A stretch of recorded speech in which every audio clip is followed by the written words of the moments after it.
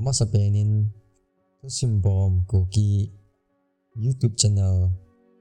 in ngay lua subscribe hian lang like share comment hin bol ho zo si chunga ki pa na avialin kan phong kinin he tuni khon so pi pau and dimin sing so ni na hinji Heno Kanao Akap ye kiti Thusim chu Christmas ang nai tekil hanin anangai khom ki tau te masang lai chun khosung khat na hin mei thai khat an umin cha pasal khat le ni mei khat an nei zowa zipa na thi san hi tai a zipa thi zo in jong mi nu khat din mun ling set in a cha te ni kinep pin zalin khapet pum pum in pat na lan in kho gen thei te in anu cha hawin a hin mang to pe win hi phat chom kha zo chun a sanu jong in nga ngan si thei ong hitan naw chu don thei don mo in don ji in school jong kai zo lovin khusunga aloi gul ho school kai ot chapum in kho a hin mang ta na hi sun ting anaw gil kil dang cha ka ji ting alona ji ha chom lovin Heno Kanao Akap ye tia tuisi don sa an khing ani asa ji tai lo chu alona ji Halloween anaw chu apu imu ji na hi sapang cha hi jong le anu nilhuma na to a thachol ding agel le anu chu alung se ji le in nilha an hun phat anai ting mei an ti ji in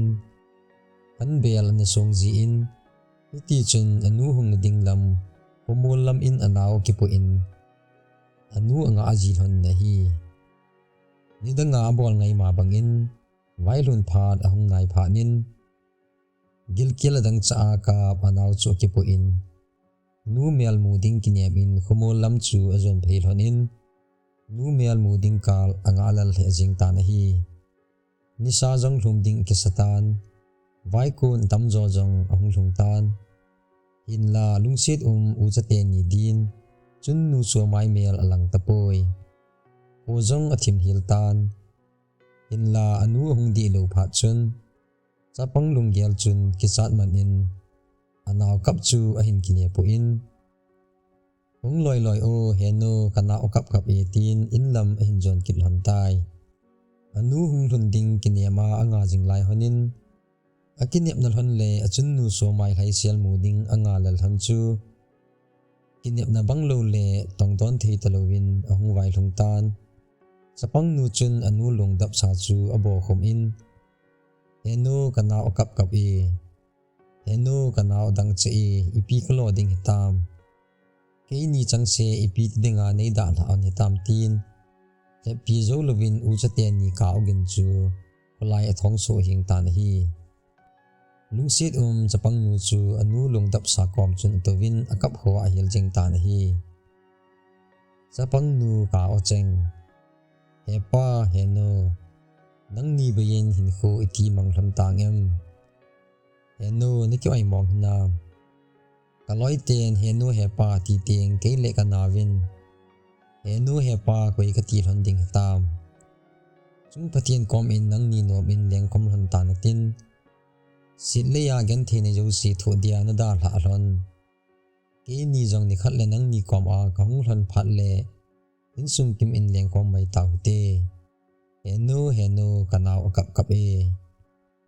anaw kho he phalo anu chunga kiwat le ya noi chep ding go chu apom in boy si leya hamjang se kiti chu e mai tai nu hlawa nga ya sun pi ni sa edo na ichi hi ilo cha e mai tai si lei khol jin na hial to ka se nu papa tia ko ding nei lo sangka chu e mai tai tin anaw chu akol in hakan akap za jing tai ajing ko hung wa in anu chu apa gi we na ko men avui ta win hi sapang te ni asang thon a ko sa the hi thon do ji chun ani ten au pi ta ve pha cha chalin kum le hla jong a khei jing in mitin kinep na le ki pa na Christmas sang ong nai tan sapang dang hon van tha ki cho win Christmas lunding alalin ayaw la pan ta ve alang khat a u chate ni din wang kinep na ding him om tapoi Christmas jong ahung hlung tan aloi gul hovin van tha ki van wa ho in lam azut da chu aven ki kim zo lewin amo ka jing ta na hi ho in kaya chi ding ati le la anaw dan ding om lo ji chun ho in kai ki khen lian khom hi jong le khat cha zaw the ji tapon anaw ki pu in ga la pat nom ta ki chim aloi ho gal vet tai lo bolding dang lo chu i tai sun kim hu hitan anaw chu gil kil dang cha hitan tin ahung kapan kitan alo ni ji hetalovin anaw chu ki pu in anu le apal han lam chu azut pi tai than mun ahlun hon pha nin idang ten anaw chu banga kap lai chu ahung nui jin ichia nui chu anu thi zawa ki pat anui aza masat pen a hin la ye anaw chu tula ki chep sa in akom hlana pa chawa chu alo khom in khaw khat in athil khom in anu le apal han a kitung cross chu o pin eno hepa Christmas gift kapi theichun ki pa ten ki san hon in mitin singsung kim a ho in mun a khut be beng pum in hu hing pu pin kho liam vin epdi ho in sung than mola mi thli puma ilim ham nei don pul hanin atin anu le pa than chu achup to be athun achuti ka jing le anaw pa kho hello jong ki chat manin ahung kap do kitan ichun Heno Kanao Akap e pi ka loading hitam mitin ki pa ta nit nup lambang apa alayun sangga te ni ucha ka o chu gamgin na san ki thong so hil e chu ti ka jing han chu atha hon chol ma ma tan tin han chu nga chun ana imumil hon tan hi ai mul hon pha chun amang lam in anun ahung ki mu sa in